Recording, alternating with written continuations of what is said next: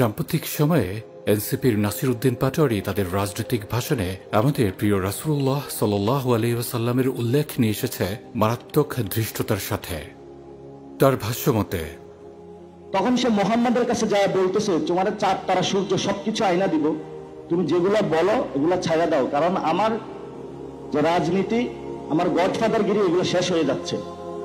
তো মোহাম্মদ কি মেনেছে? মানে নাই। নাসির উদ্দিনের সতর্ক হওয়া উচিত, সে কার নাম উচ্চারণ করছে। লক্ষ্য করুন, আল্লাহ সুবহানাহু ওয়া তাআলা পবিত্র কোরআনে সমস্ত নবী রাসূলদের আলোচনা করেছেন তাদের নাম উল্লেখ করেই, যেমন আদম, নূহ, ইব্রাহিম, মূসা, ঈসা, ইয়াকুব, আইয়ুব, জাকারিয়া আলাইহিমুস সালাম। কিন্তু আল্লাহ রাব্বুল ইজ্জত আমাদের রাসূলের আলোচনায় কিংবা সম্বোধনে কখনোই সরাসরি নাম উচ্চারণ করেননি, একটি আয়াতের ব্যতিক্রম ব্যতীত। আল্লাহ বলেছেন, হে নবী, হে রাসূল, এইভাবে, কিংবা কখনো রাসূলের অবস্থা উল্লেখ করে রাসূলের ব্যাপারে নির্দেশ করেছেন, যেমন হে বস্ত্রাবৃত, উঠুন। সূরা মুহাম্মাদের একটিমাত্র আয়াত ব্যতীত যেসব আয়াতে আল্লাহ রাব্বুল ইজ্জত রাসূলুল্লাহ সাল্লাল্লাহু আলাইহি ওয়াসাল্লামের নাম সরাসরি উল্লেখ করেছেন, সেসব আয়াতে রাসূলের নাম উল্লেখের পরপরই আল্লাহ ঘোষণা দিয়েছেন রাসূলুল্লাহ। যেমন আয়াতগুলো লক্ষ্য করুন। আর মুহাম্মদ আল্লাহর একজন রাসূল মাত্র, আল ইমরান 144। কিংবা মুহাম্মদ তোমাদের কোনো পুরুষের পিতা নয়, তবে আল্লাহর রাসূল ও সর্বশেষ নবী, সূরা আহজাব আয়াত 40। আল্লাহ রাব্বুল ইজ্জত আরও আয়াত নাজিল করেছেন, নিশ্চয়ই আল্লাহ ঊর্ধ্ব জগতে ফেরেশতাদের মধ্যে নবীর প্রশংসা করেন এবং তার ফেরেশতাগণ নবীর জন্য দোয়া করে।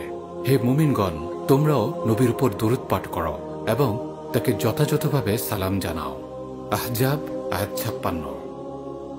আল্লাহ মুমিনদের সরাসরি আদেশ করেছেন রাসূলুল্লাহ সাল্লাল্লাহু আলাইহি ওয়াসাল্লামের স্মরণ, সালাম এবং দরুদ পাঠ যথাযথ সম্মানের সাথে করতে।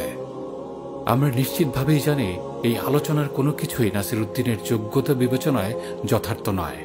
আমরা তার ইসলামের ব্যাপারে জ্ঞান, শিক্ষার সীমাবদ্ধতা এবং সংকীর্ণতা মেনে নেই। একই সাথে আমরা তাকে এও বলতে চাই, নাসির উদ্দিন, তুমি নিজেও নিজের সীমাবদ্ধতা চিহ্নিত করে নাও, মেনে নাও এবং তোমার সীমানার মধ্যেই থাকো, যতক্ষণ পর্যন্ত না তুমি জানো কিভাবে রাসূলুল্লাহ সাল্লাল্লাহু আলাইহি ওয়াসাল্লামকে সম্মান দিতে হয়। ততক্ষণ পর্যন্ত তোমার উচিত হচ্ছে তোমার নোংরা রাজনীতির আলোচনায় মুহাম্মদ সাল্লাল্লাহু আলাইহি ওয়াসাল্লামের কোনো উল্লেখ না নিয়ে আসা।